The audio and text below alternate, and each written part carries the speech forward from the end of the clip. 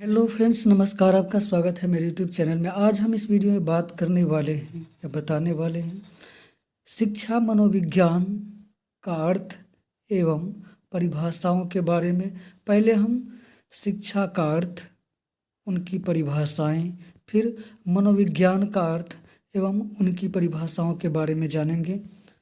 दोस्तों, शिक्षा का अर्थ, शिक्षा क्या है कि ये जीवन पर्यंत चलने वाली प्रक्रिया है। आपने किताबों में पढ़ा होगा या अन्य जगह। मनुष्य जन्म से लेकर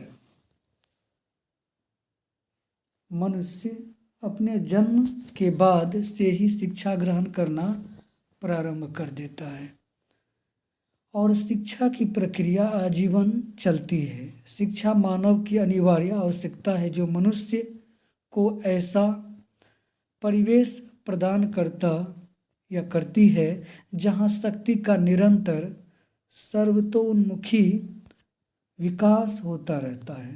प्रारंभ में शिक्षा प्रदान करने का कार्य घर, परिवार, समुदाय करते हैं। तत्पश्चात व्यक्ति औपचारिक साधनों जैसे विद्यालय, महाविद्यालय एवं विश्वविद्यालय में शिक्षा प्राप्त करता है। प्रारंभ में जहाँ शिक्षा द्वारा बालक अपने गुरु से ज्ञान एवं सूचनाएं प्राप्त करता था, वहीं आज शिक्षा का अर्थ काफ़ी व्यापक हो गया है। शिक्षा के द्वारा बालक का सर्वांगीण विकास अर्थात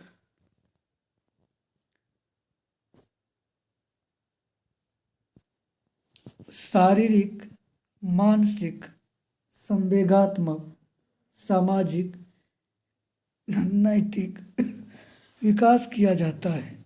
शिक्षा के संबंध में विद्वानों ने जो परिभाषाएं दी है, इसके बारे में हम परिभाषाओं की चर्चा करेंगे। लेकिन पहले शिक्षा का अर्थ। शिक्षा का अंग्रेजी में एजुकेशन होता है। Education, EDUCATION, education. ई का अर्थ है अंदर से।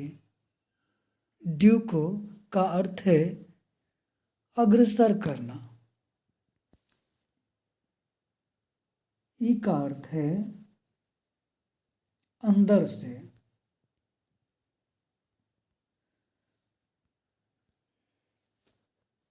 एवं ड्यूको का अर्थ है अग्रसर करना। अग्रसर करना यानी कि बालक की अंतर्निहित शक्तियों का विकास करना। एक और शब्द आता है एडुकेयर।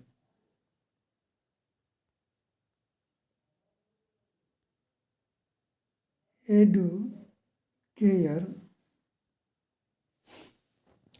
एडुकेयर यानी कि आगे बढ़ना।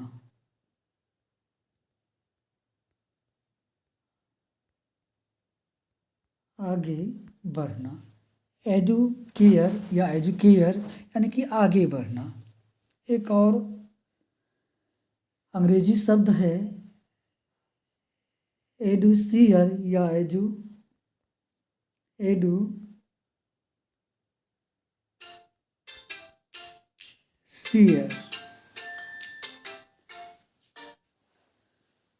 एडुसियर का अर्थ है आगे निकलना,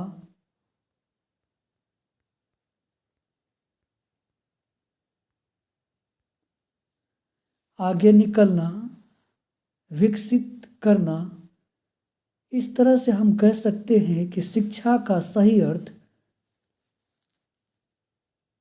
बालक का सर्वांगीण विकास अर्थात शारीरिक, मानसिक, संवेगात्मक, सामाजिक एवं नैतिक विकास करना ही शिक्षा का सही अर्थ होता है। अब आइए जानते हैं परिभाषाओं के बारे में। सर्वप्रथम हम भारतीय शिक्षा शास्त्री गांधी जी के अनुसार जो शिक्षा की परिभाषा है, शिक्षा से मेरा तात्पर्य उस प्रक्रिया से है जो बालक और मनुष्य के शरीर, मन तथा आत्मा का सर्वोत्कृष्ट एवं सर्वांगीण विकास करे। गांधी जी के अनुसार शिक्षा से मेरा तात्पर्य उस प्रक्रिया से है जो बालक और मनुष्य के शरीर, मन तथा आत्मा का सर्वोत्कृष्ट एवं सर्वांगीण विकास करे। एक और शिक्षा शास्त्री भारतीय का ले लेते हैं, विवेकानंद।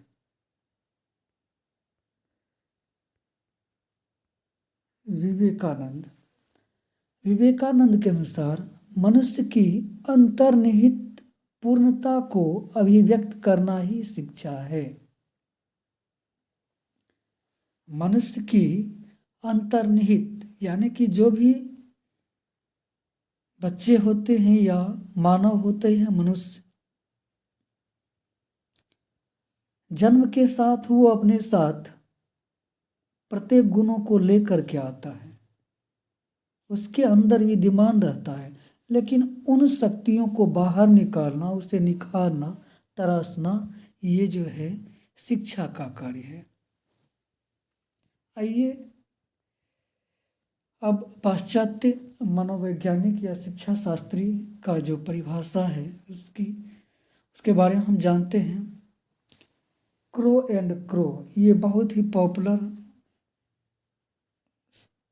शिक्षा शास्त्री हैं। उनके अनुसार शिक्षा व्यक्तिकरण एवं समाजीकरण की वह प्रक्रिया है जो व्यक्ति की व्यक्तिगत उन्नति तथा समाजोपयोगिता को बढ़ावा देती है। क्रो एंड क्रो के अनुसार शिक्षा व्यक्तिकरण एवं समाजीकरण की, शिक्षा से क्या होता है कि व्यक्तिकरण, उसका व्यक्तित्व विकास एवं समाजीकरण, समाज में जो रहने के लिए जिन ज्ञान की आवश्यकता होती है या जिससे वह समाज में सही से अपना जीवन यापन कर सके, कि वह प्रक्रिया है जो व्यक्ति की व्यक्तिगत उन्नति, शिक्षा प्राप्त करके मनुष्य जो है अपने आप में उन्नति तथा समाजोपयोगी बनाता है, उनका यही कथन है। इसके बाद आइए जानते हैं एक और पेस्टोलॉजी, ये भी पाश्चात्य मनोवैज्ञानिक है या शिक्षा शास्त्री कहना चाहिए। शिक्षा मनुष्य की समस्त शक्तियों का वास्तविक, मनुष्य की समस्त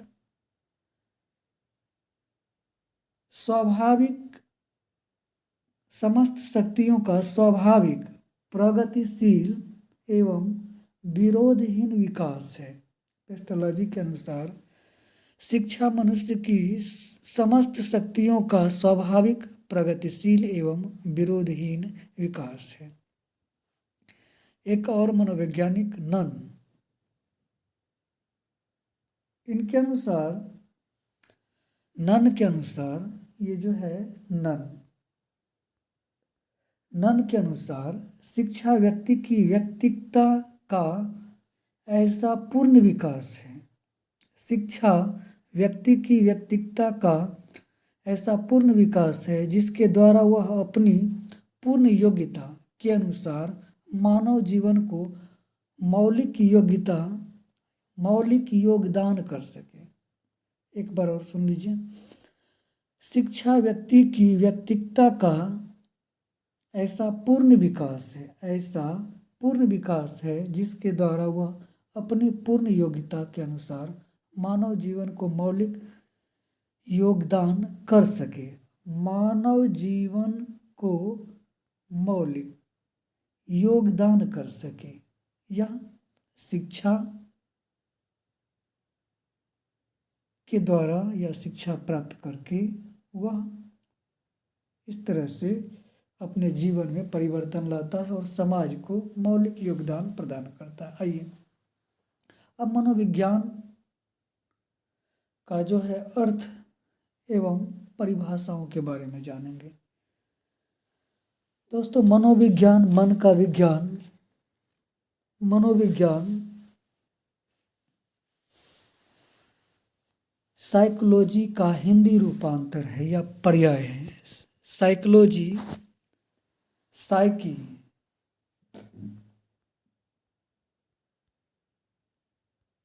साइकी और लोगस प्लस लोगस, साइकी तथा लोगस को जोड़ के बना है साइकोलॉजी। साइकी का अर्थ है आत्मा, साइकी का अर्थ है आत्मा एवं लॉगस का अर्थ है अध्ययन, अध्ययन।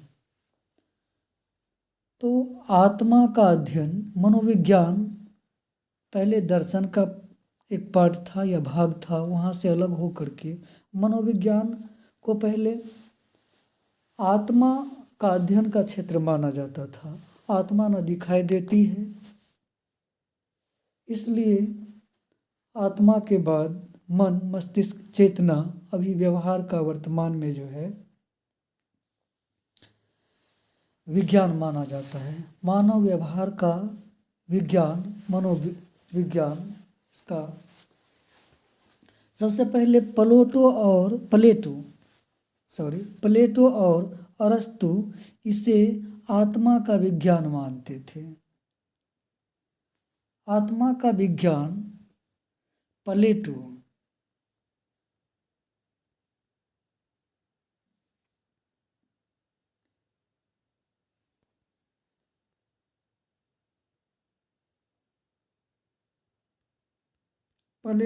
इसे आत्मा का विज्ञान मानते थे और अरस्तु भी मनोविज्ञान को आत्मा का विज्ञान मानते थे।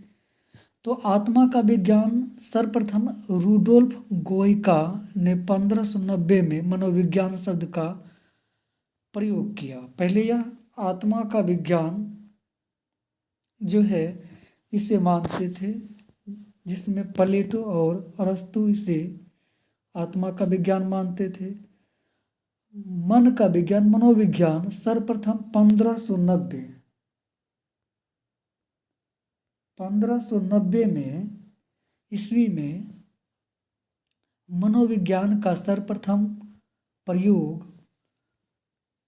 रूडोल्फ गोइका नाम के एक मनोवैज्ञानिक ने किया। 16वीं सदी के अंत तक आत्मा का विज्ञान माना जाता रहा।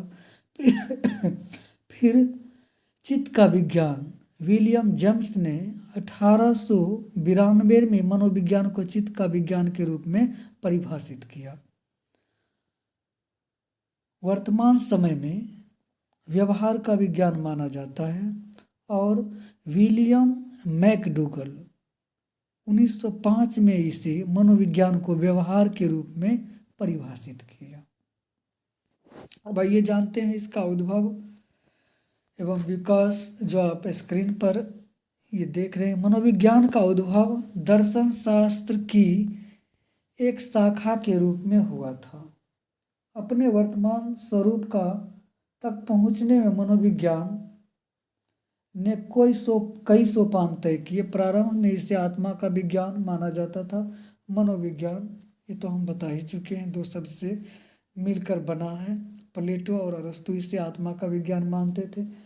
यदि मनोविज्ञान आत्मा का विज्ञान है तब इसका रंग, रूप तथा आकार होना चाहिए, किंतु इसके बारे में मनोवैज्ञानिक स्पष्ट मत व्यक्त नहीं कर सके, अतः यह संकल्पना नकार दी गई। कालांतर में इसे चेतना का विज्ञान कहा गया। इसके पक्षधर विलियम वुंश, विलियम जेम्स आदि मनोवैज्ञानिक थे। प्रायः हमारे मस्तिष्क का चेतन भाग 1/10 भाग ही होता है, अतः किसी वस्तु के 1/10 अंश का अध्ययन कर हम सामान्यीकरण नहीं कर सकते थे।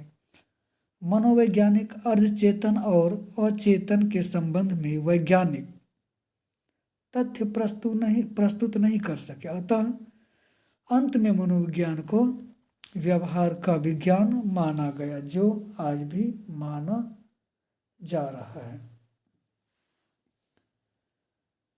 और व्यवहार का विज्ञान सर्वप्रथम मैकडूगल ने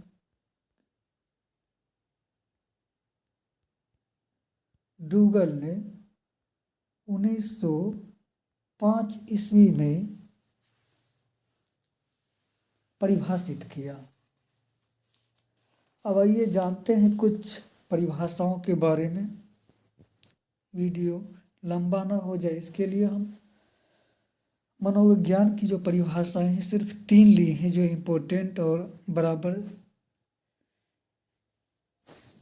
स्टेट लेवल का टीईटी और सीटेट में पूछा जाता है कई बार, हर बार कहीं ना कहीं 1 वर्ष बाद या एक एग्जाम छोड़ के जरूर पूछा जाता है। आइए जानते हैं। वाटसन के अनुसार मनोविज्ञान व्यवहार का निश्चित विज्ञान है।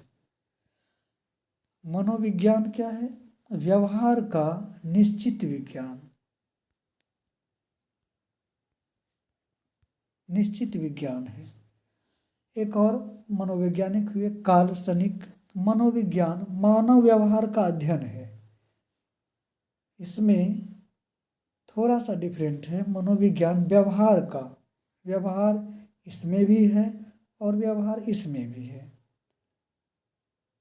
यहाँ क्या है? निश्चित विज्ञान है और यहाँ क्या है? व्यवहार का अध्ययन है। तो काल्पनिक के अनुसार जो व्यवहार का अध्ययन है, क्योंकि इसमें मानव व्यवहार का अध्ययन किया जाता है। और वाटसन के अनुसार मनोविज्ञान व्यवहार का निश्चित विज्ञान है। इसमें अध्ययन है या अध्ययन किया जाता है, उसमें निश्चित विज्ञान है, ऐसा कहा गया है वाटसन के अनुसार। अब एक और मनोवैज्ञानिक एटकिंसन, इसके अनुसार आइए जानते हैं। एटकिंसन 2000 में और उनके साथी इनके जो है परिभाषा के समर्थक थे सन 2000 में। इन्होंने जो परिभाषा दी, मनोविज्ञान व्यवहार तथा मानसिक क्रियाओं का वैज्ञानिक अध्ययन है। मनोविज्ञान व्यवहार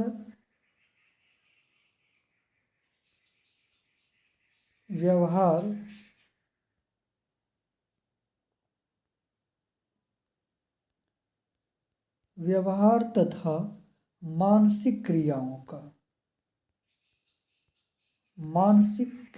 का वैज्ञानिक अध्ययन है।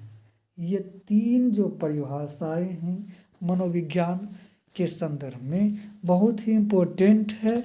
और ये वैसे तो जितने भी परिभाषाएं हैं करीब करीब सभी उतने ही वैल्यूएबल है, लेकिन ये 3 जो है टॉप मोस्ट इम्पोर्टेंट है। दोस्तों, इस वीडियो में हमने शिक्षा का अर्थ एवं परिभाषा एवं मनोविज्ञान का अर्थ एवं परिभाषाएं के बारे में जो है चर्चा की।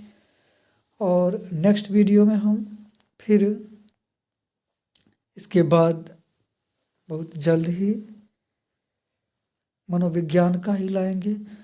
तो वीडियो यदि अच्छा लगे तो लाइक और सब्सक्राइब कीजिएगा। धन्यवाद।